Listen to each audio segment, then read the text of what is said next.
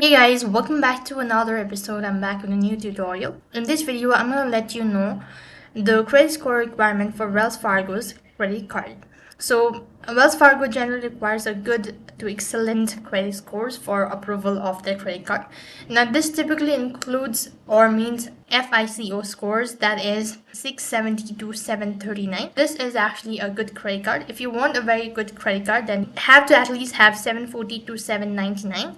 And likewise, if you want an excellent credit card, then you need 800 and above scores. However, specific credit score requirement can vary depending on the particular credit card and the applicant over the financial profile. It's always a good idea to check the terms and conditions or contact the Wells Fargo directly for the most accurate and personalized information. So that is all for this video. I hope the video was helpful. Make sure to like, share and subscribe to our channel. Thank you for watching. See you in the next video.